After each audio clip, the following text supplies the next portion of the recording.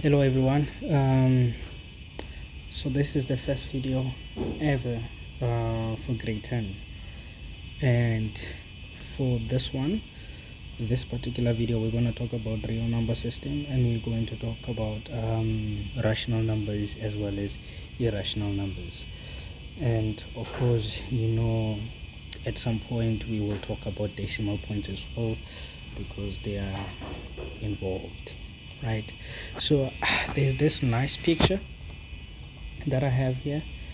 This is just a summary of the whole number systems. Okay, we will start from the center where we have natural numbers. Natural numbers are all positive integers, right? Natural numbers, positive integers, that's what they are, and the symbol is just that n, right? So maybe perhaps let me write them here. They are all in positive integers, so that means we have one. What's happening? Oh my. 1, 2, 3, 4, and so forth and so forth and so forth, right? All positive integers are natural numbers. And then of course we have whole numbers, which is the n with the 0 there. Basically that 0 I think it makes it easier. Whole numbers are natural numbers including 0, right? So for whole numbers we will start from 0, 1, 2, 3, perhaps let's include 4 as well, and then it goes on and on and on and on. So whole numbers, we're talking about natural numbers, but 0 is included there. Remember, when we talk about natural numbers, 0 is not included, right? Cool. And then of course we have integers. They are positive and negative natural numbers. Exactly. So you get your numbers from all the way from negative infinity, -3, let me do this, minus 2, -1, right? Another interesting question that I think I can ask you is, do you think 0 is included as part of the integers? Right? It's a fair question. So yeah, you have thought about it. The answer is yes. So 0, we're going to include it as part of the integers. So then we have 1, 2, 3, and so forth and so forth and so forth. The list continues. So basically we are talking about combination of positive and negative whole numbers. But then if I say that way, it doesn't make sense, because 0 is neither positive nor negative, right? So that's why I'm saying combination of natural numbers, both negative and positive, right? Yes, and 0 is included, right? And then of course anything, then we talk about rational numbers, which we're going to talk about, and there's irrational numbers, which we are going to talk about as well. And this whole group, right, this whole group that you see, from irrational, rational, integers, whole numbers, natural numbers, all of that, they make up real numbers. They make up a set of real numbers, right? So now, because we are talking about the idea of a real number, it implies that there are numbers that are not real, right? You could use the word fake numbers, but there's a mathematical term that we use for numbers that are not real. We'll just say non-real numbers or undefined, right? Those are kind of numbers that you would see when you put these numbers on your calculator. Your calculator will just give you a maths error, right? So such numbers are non-real numbers, undefined. Yes. Sometimes we'll use the term this is undefined, implying that it's not a real number. Sometimes we will use also these ones we call complex numbers. We will do this, I think, at higher levels. So yeah, complex numbers is another non-real number where you have like a square root of a negative value. So we talk about them as complex numbers, but we will get there. So let's continue. So for rational numbers, it's just, you see, as soon as you have a number, whether it's a fraction, okay, if you have a decimal number or any number, let me say, that can be written in this form, a or b, right? If you have any number that can be written as a over b, it can be, what we are saying is this number that we have, it can be written as a fraction, where actually both, right, both a or b, they must be an element of what, integers, right? And then we'll also say that b cannot be 0. Do you understand that? So a and b, they are both elements of an integer. So a is an integer, b is an integer, but of course b cannot be 0, because also once b is 0, now we talk about non-real numbers. We cannot divide by 0, right? Yes. So for example, let's talk about 2, right? 2 is a whole number, right? It is a whole number or a natural number, it doesn't matter which term we use. So with 2, we can take it and write it as 2 over 1, or we can go further and write it as 4 over 2, right? So we were able to write 2 as a over b, and both a and b are elements of integers, and b is not 0, right? We talk about another example. Let's see, 1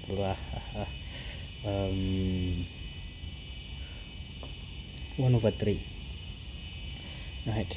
1 over 3 is yes. 1 over 3, when you look at it, both a and b, they are integers, right? In this case, positive integers, or you could say maybe both of them are negative integers, because negative divides negative. But keep it simple, 1 is positive, 3 is positive, so we have a being an integer, b being an integer, and b is not equals to 0, and therefore this number, whatever it is, it's going to be part of the rational numbers. Of course, when you put it in a calculator, you will get 0.333 recurring, right? We'll talk about these as well, but in short, any number you can write as a form of a over b, and b is not 0, and both a and b are integers, you have a rational number there, right? If a number, you cannot write it in a form of a over b, so you cannot write a number, you cannot convert a number into a fraction, let me put it that way. If you cannot convert a particular number into a fraction, and then you know what number are we talking about. We are talking about, you know that the number that we are talking about is what? It's irrational. Because why is it irrational? Because we cannot turn it into a fraction, right? For such numbers, we talk about numbers like square root of 3, for an example, right? Just for the sake of perfection, I will get the calculator and we'll just look at the number. Right, so we do have our calculator here. Let's go square root of 3. Right, we are getting this long number, right? We're getting this long number, but and then there's this function right here which helps us to turn numbers into fractions to some extent, or perhaps set forms, but it sort of simplifies the number. If the number can be written as a fraction, you will see, right? You will see. So here I cannot do that, né? I cannot do that. The furthest I can go when I try to simplify this is get it back into its set form, which is square root of 3. All right, square root of 2, it's the same thing. You cannot. How about pi? All right, how about pi? 3.14, those numbers, right? So I'm gonna try. There we have in a calculator, we have pi, and it's 3.1415. all these numbers. It's a big number. It's a big number. So now, see, if I try to get converted into a fraction, I can't do that. We can't write pi as a fraction. And what I'm saying when I say we can't write pi as a fraction, I'm saying we cannot write it in a form of a over b, where both a and b are integers and b is non-zero, right? So it already makes sense. You can now differentiate between rational and irrational numbers, right? So let's continue. Let's continue to talk. So we have spoke about rational and irrational numbers. So now the thing is, with rational numbers, right, you do end up having some rational. Of course, by it being a rational number, it means you can turn it into a fraction, and the fraction that you have can be turned into decimal points. So those decimal points we are going to talk about. There is something very important. All these, right, they are very, very important. So do note it down somewhere. So we're saying all integers and fractions, né? With integer numerator. So the numerator is what is an integer, and your denominator is also an integer, right? You have an integer denominator, which is none. Oh my, what did I do? Yeah, wanted a highlighter. So maybe this color. Yeah, so your denominator is not 0, right? But it is an integer denominator, right? Once you have that fraction, we are talking about rational numbers. Ne? We are talking about rational numbers. Is that clear? Cool. And then another thing is, those rational numbers, right? We did say a fraction, you can convert it into a decimal number, right? Any fraction that you have, or maybe not any, but the rational fractions, let me say that the rational fractions, you can write them. Oh no, that is a lie. Look at this. A fraction, it doesn't matter. Any fraction that you have, you can convert it into a decimal number. You get it? Yeah.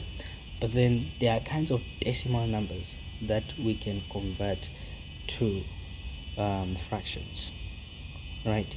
By that, it already addresses this point, that you can write any rational number as a decimal number, but not all decimal numbers are rational.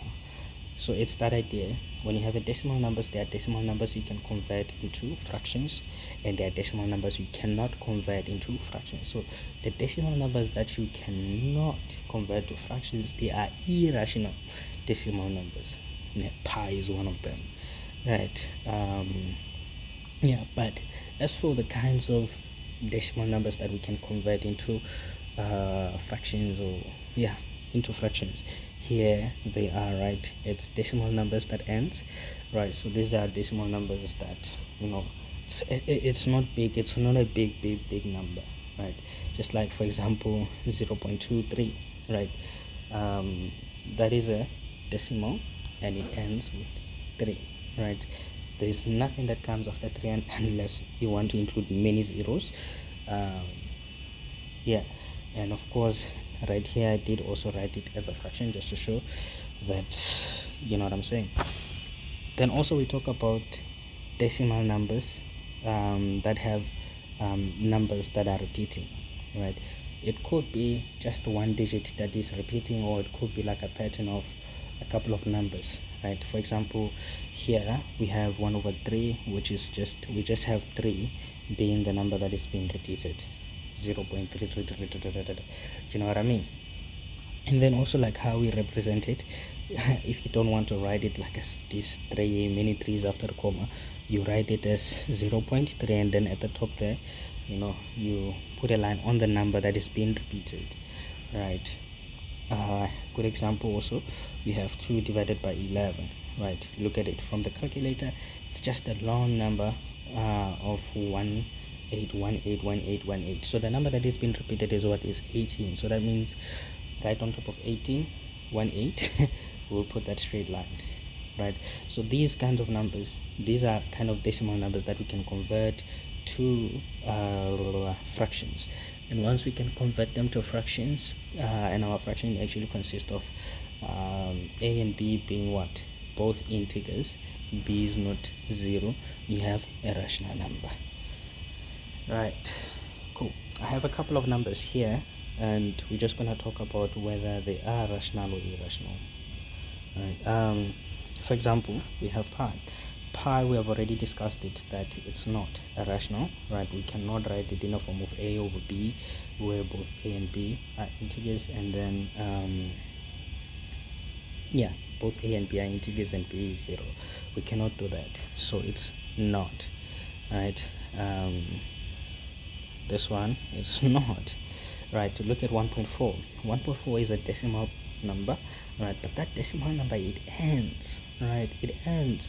When you look at pi doesn't end. It's a very long number without an end, right? But you look at 1.4, it ends. It's 1.4, it ends, right?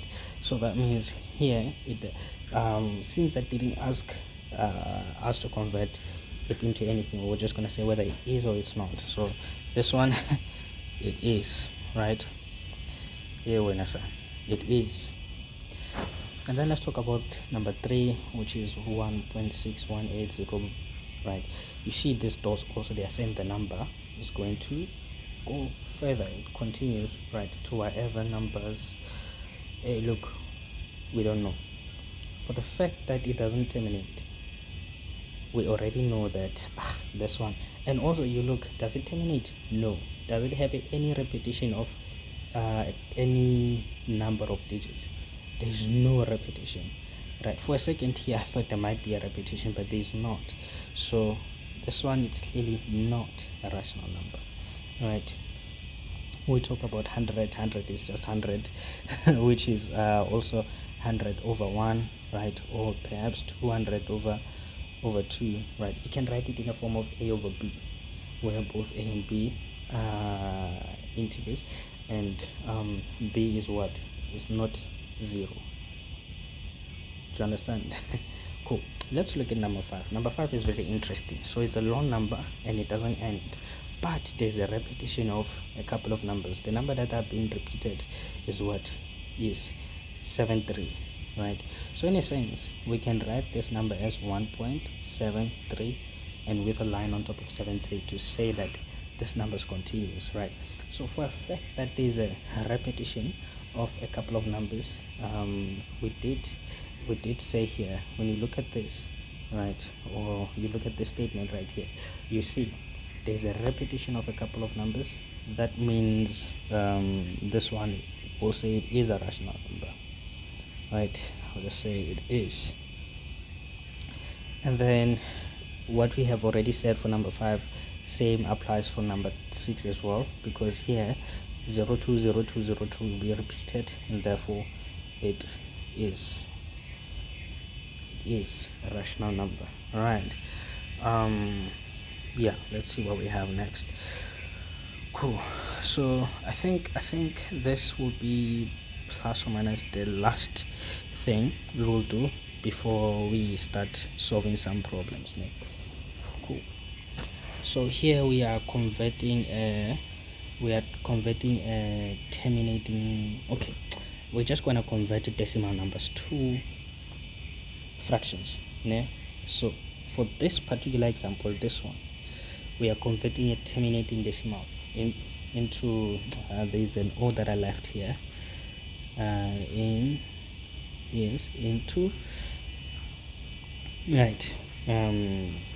rational numbers. So let's look at this number 10.589, right? It ends with 9. So this number, you can divide it by dividing it. This is what I mean.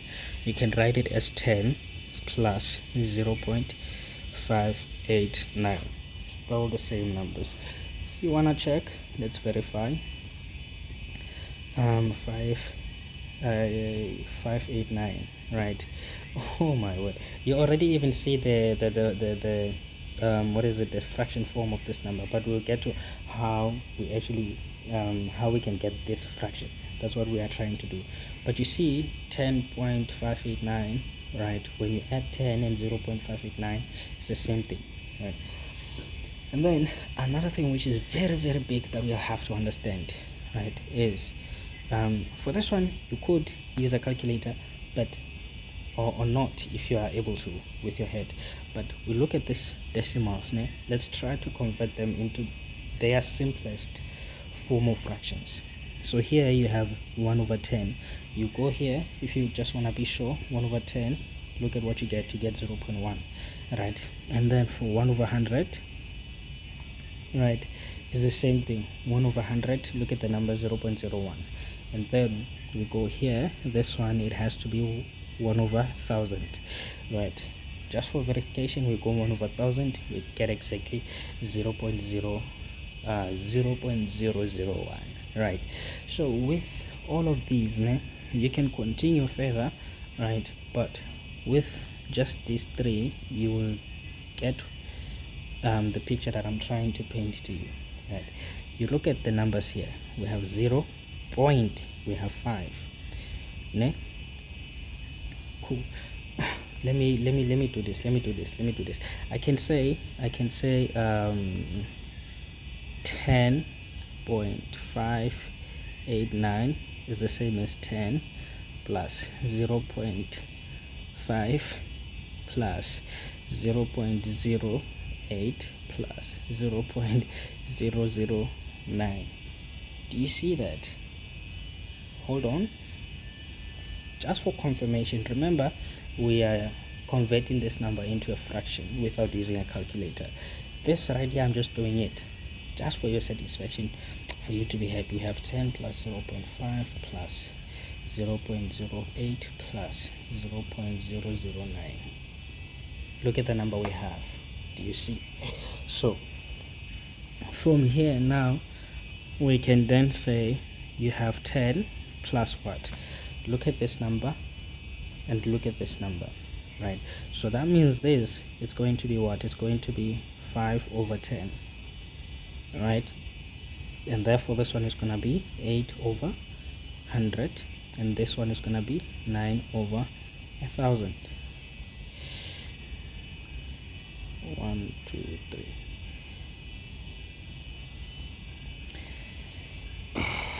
So we are very close to the answer, ne? Very close to the answer.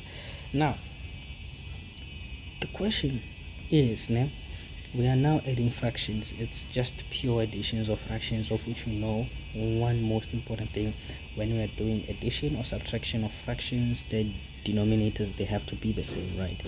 So that means cool, let me do this. That means right here we're going to multiply okay, I'll do it step by step. With 10, we'll say 10 multiplied by 1000 over 1000. Alright, we're trying to make sure that everything has a denominator of 1000 because it's the highest denominator we have. Right. We have 5 over 10 multiplied by 100 over 100 plus 8 over 100 multiplied by 10 over 10.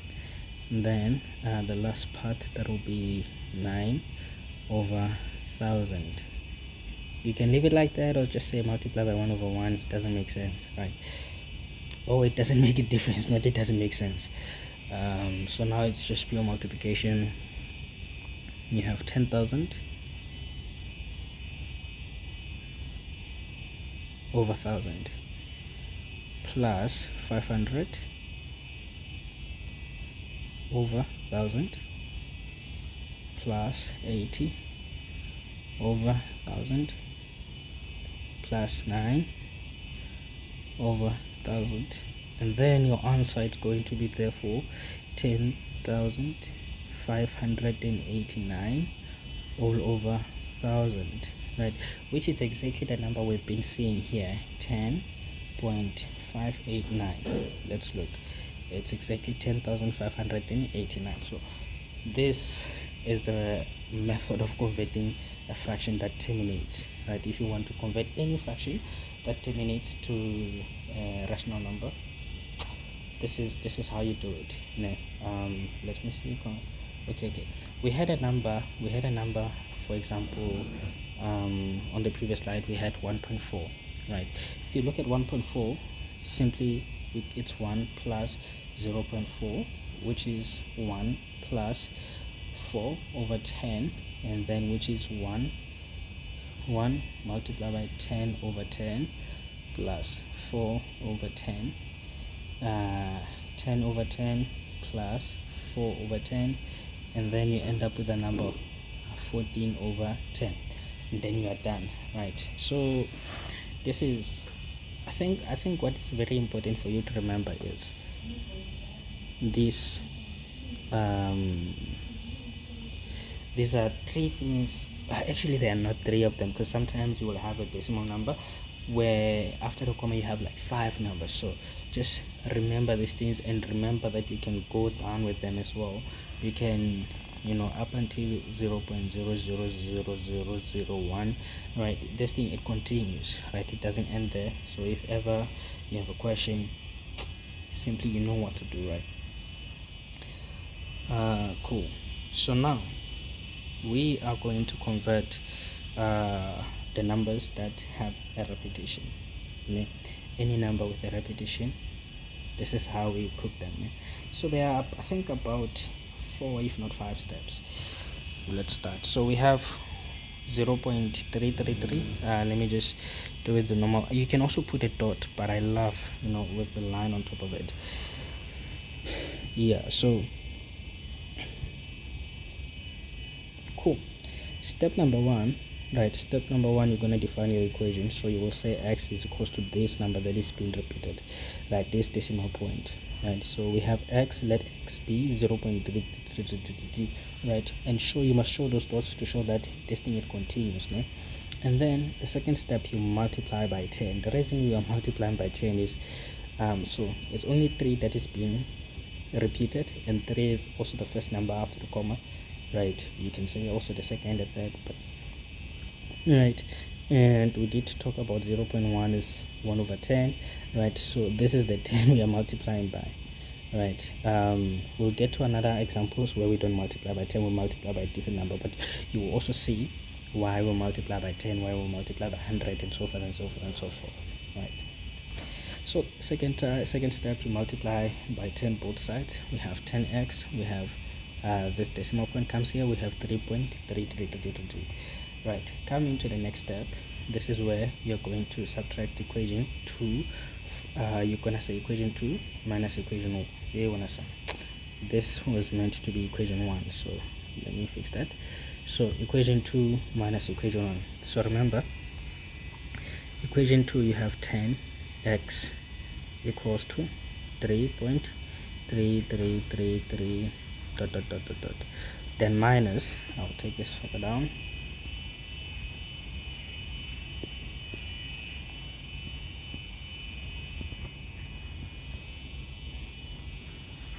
so then we are subtracting what? We are subtracting x 0.3333.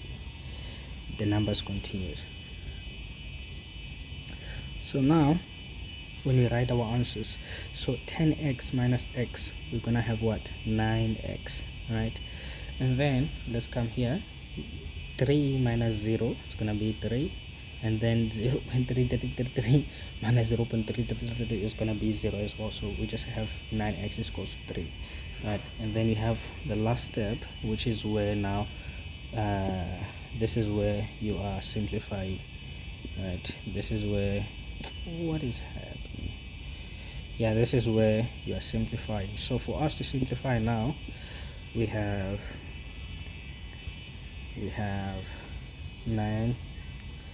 9x equals to 3. We divide by 9 both sides. Therefore, x equals to 3 over 9, which is also 1 over 3. Right, so now we have found that x is equals to 1 over 3, right? Or you could say x, which is equals to 0.333 continuing, is equals to 1 over 3. You are done. Right, you are done. Now here's another example which is a little bit different. So now this number, the numbers that are going to be repeated is 432. It's gonna go like this: 5.432 until so we want to now write it as a fraction, as a rational number, because you understand? So let's do this for our sake. We want to keep it easy, né? So I'm gonna write it as a fraction without that line. So you have 5.432 432 432 right. So then, first step you will say let x be 5.432 continuing, right? And then this is step 1. Step 2, remember we multiply by 10, right? But look at the number that have been repeated, 432, right? Let me do this. So I'm just gonna write 0.432. So with this number, after this number there's gonna be a repetition. So the question I have for you is, do you think we are going to multiply by 10, or are we going to multiply by 100, 1,000? What do you think? Think about it. Okay? So to give you a clue, this number, it has 3 digits after the comma, and when you remember, for this 2, for example, it's the same as 2 over 1000, 2 over 1000, right? That is this 2, right? So, and then for 3, for this one that we did, we had 0.3333. So it's the first number, and then the first number is being repeated, so that's why we focused here and we multiply by 10. And then here, since it's 3 numbers and then they go and repeat themselves, we're going to multiply by 1,000. If it was 2 numbers, we're going to multiply by what? By 100. So here you will say 1000 x equals to 5.432, right? And then what do you have? Comma. Then the numbers, they start to repeat themselves. 432 432 432 432, continue, right? And now step 3, that's when you're gonna say equation 2 minus equation 1. So you have 1000 x 5.432 432 432 minus equation 1, which is x 5.432 432, right?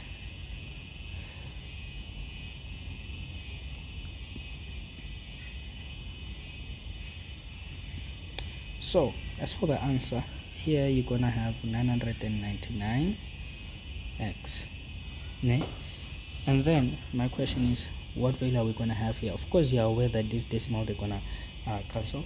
Like when we subtract the decimal points only, we're gonna have 0 0, right? We're gonna have 0 0. And then what about the whole numbers? The whole numbers, we can simply say 5,432 minus 5, which is going to be what? 5,427. You're not sure, the calculator is your friend, but I do encourage that you learn how to do it with your mind. So cool, you have multiplied, and now we're gonna go to step number 4, which is simplifying. So now you have 999 being equals to 542, right? And then you can divide by 999 both sides.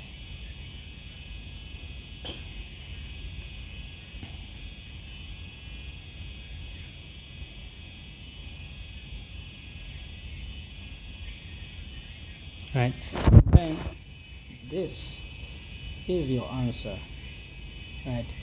You are done simplifying it, and because they said you must do it without the use of a calculator, you can leave it like this, right? You can leave it like this.